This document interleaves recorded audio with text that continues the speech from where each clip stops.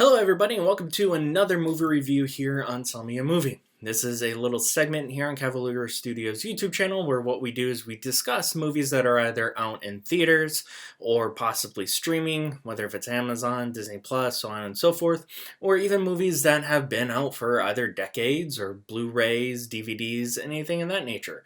So today we'll actually be discussing Ghostbusters Frozen Empire, so grab your proton packs and let's get started.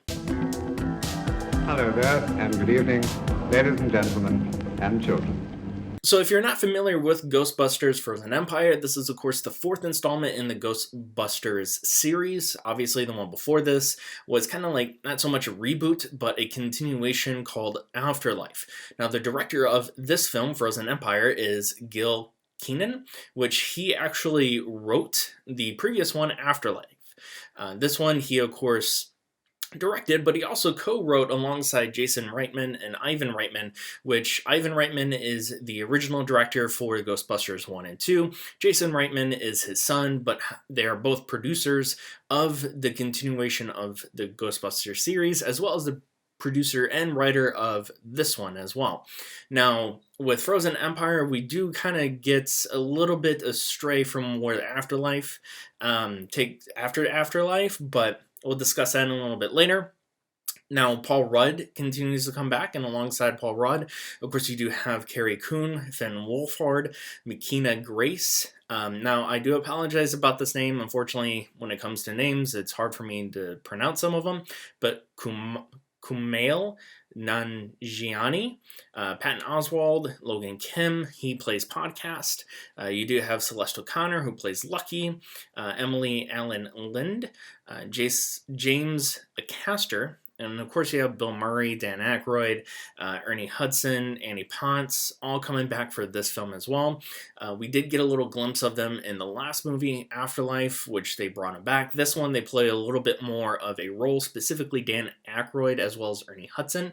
Now, what I will do is I will discuss what I liked about this film first, because there are two key things that I didn't quite like about this movie, because in the very start of this film, I quite enjoyed it. I had a lot of fun with it. In all honesty, throughout the film, in the, I would say, first half, I thought it could be better than Afterlife. And it did lead me to believe that. Now, when it comes to the story, though, we do see, of course, Paul Rudd, who plays Gary, both Trevor, Finn Wolfhard, and Phoebe, as well as Carrie Coon's character. They leave, of course, Oklahoma or Arkansas, one of the two states that they actually were living to, and now they're in New York City.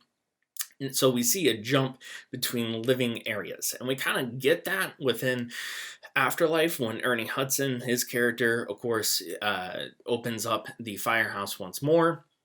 Now, we do get a depiction on what Dan Aykroyd and Ernie Hudson's characters, both Ray and Winston, what they are up to, and of course, they have taken the Ghostbusters Empire to a whole new level, creating a subsection within the New York or New Jersey area, and kind of creating a business, making sure that it is a continuation not only for ghostbusting, but also a expansion, really, of the company, I would say. Now, with this, you do kind of get a sense of a little distraction between Phoebe, because, not to spoil so much, but Phoebe ends up losing her abilities to be a Ghostbuster only because of her age.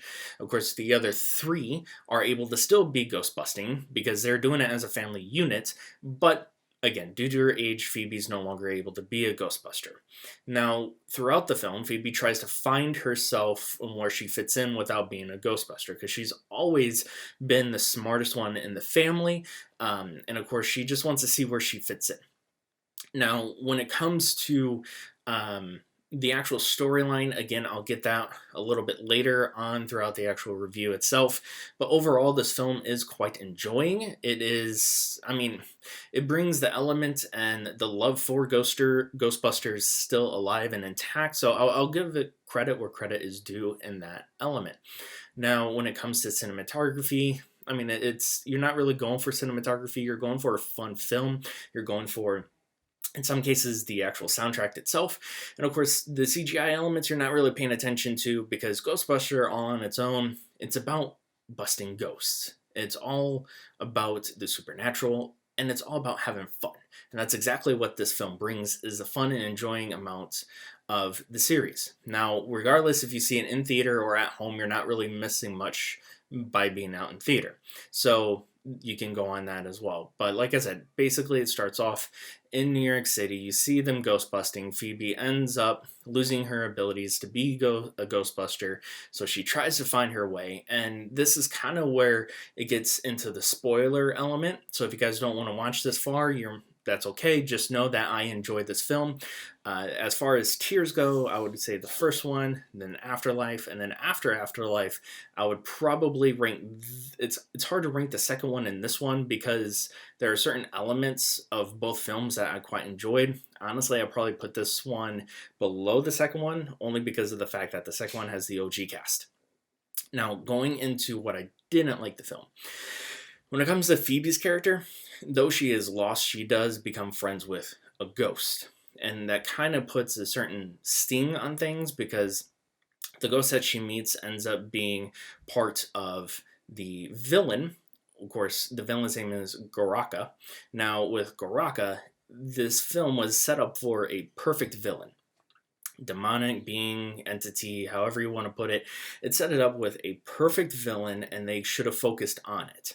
Now, when it comes to Phoebe's friend, though, the ghost friend, she kind of leads her down a pathway which you already know it's going to be the bad pathway. At the same time, though, Paul Rudd's character, Gary, is trying to blend in with the family and kind of see where he sets in with the family as well.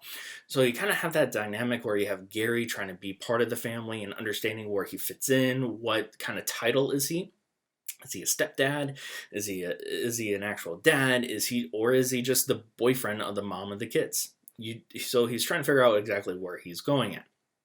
So you have so many things that are happening at once. On top of that, you do have Kumail Nanjiani's character, Nadim, which honestly I don't see where he fits in. Like I understand the plot they were going for, but in all honesty, I didn't like his character, and it has nothing to do with the actor. I just honestly felt that it didn't fit with the film. Yes, of course, you're talking about busting ghosts, but his character brings more of, I'll be honest, like an Avatar airbending, or in this case, a firebending. And that kind of just took me out of the Ghostbuster realm because it was not really needed. It just brought more unrealistic or unrealism. And I get it, yes, busting ghosts is unrealistic altogether, but it just adds something that Ghostbusters didn't really need. And that's what I mean. When it comes to, of course, Goraka, which is the villain of the film, they should have focused a little bit more on that and made it more of a darker tone, because the director of this film, he did do, of course, Monster House, and he did the reboot of Poltergeist as well back in 2009, if I'm not mistaken. So, I mean, he has the horror background, and they should have focused more a little bit on Goraka and not so much the firebending element, which was supposed to be the part where it was supposed to destroy Goraka. So, in all honesty, that took me out of the film. I felt like they didn't really need that character. If they want to add that individual or those characteristics to the storyline, they could have a better way than what they did. I think that they failed a little bit on that. When it comes to Phoebe's character and the ghost, now this is kind of where my opinion may differ from others' opinions, because, of course, you have Phoebe, who's trying to figure out who she is, where she fits in. Then you have Gary trying to figure out the same thing. What I feel like they should have done is, as far as Phoebe's friend, who's the ghost, they should have added her more to be an antagonist, and Gary trying to be closer to Phoebe when Phoebe realizes that she can no longer be a Ghostbuster. Only because of the fact that there's a sequence where Gary goes up to the closed door of Phoebe, tries to express, hey, look, I'm so sorry, I know what it feels like, you're not alone, blah, blah, blah. But Phoebe's not in that room. She is, of course, partaking in playing chess with the ghost friend. Now, with that, though, I felt like the concept of him talking to an empty room, which that piece alone is just kind of like a throwaway. Like, why speak to an empty room and not come back to it? All in all honesty, I think they should have just taken the ghost friend out. And then, of course, Gary and Phoebe tried to have that stepfather-daughter relationship. And something happened to where Phoebe course, retaliates, and what ends up in the film ends up in the film.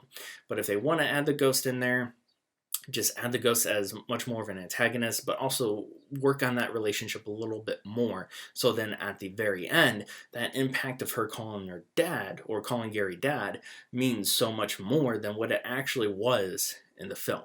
But again, that's my personal opinion. Again, when it comes to the firebending, they could have just axed that out. When it comes to the relationship, they should have axed that ghost friend out, just kept it between Gary and Phoebe.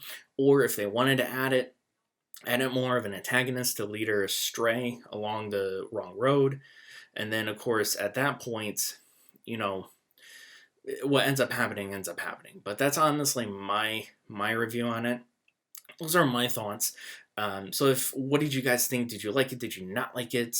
Just kind of leave your comments down below. Make sure you subscribe to the channel. Be sure to check out the merchandise store where you can get this shirt. Of course, by supporting the channel, you are hitting the like and subscribe button, so everything matters, and we can't thank you guys enough. But we'll see you next time for the next review.